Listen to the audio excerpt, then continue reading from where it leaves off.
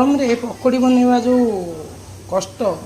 देखो आमर ये दीज खाइबे बोली मत कम लगे कहना वर्षा पाग आज पकोड़ी बना ये पकोड़ी बनाऊँगी मुझे छाणिक रखी एम दीज खाइबे बोली जो बराद देते एमर रेडी हो गला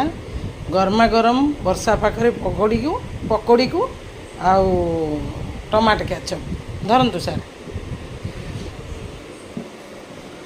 ये बाबू ये बस सतरे सांग मैंने 2 मिनिट समय काढ़ी कहे गरम भल भल धन केमती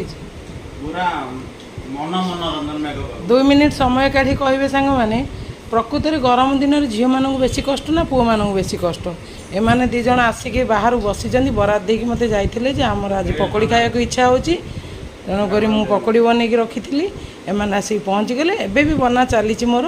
गरमा गरम पकोड़ी सहित टमाटो सॉस भारी मजा आसीगला दीज जाक बस पड़ते आपण मैंने चिंता करी कहे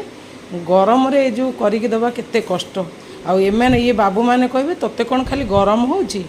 आपण मैंने कमेंट बॉक्स रे निश्चित जनइबे गरम रे केते कष्ट झील मानक हुए काम करने पानी भी दरकार हो दौची भिडियोटी भल लगे निश्चित लाइक कमेंट निश्चित करेंगे आपण मान भल पाइबा आम साथी था जय जगन्नाथ जय Shri Ram love you all bye bye.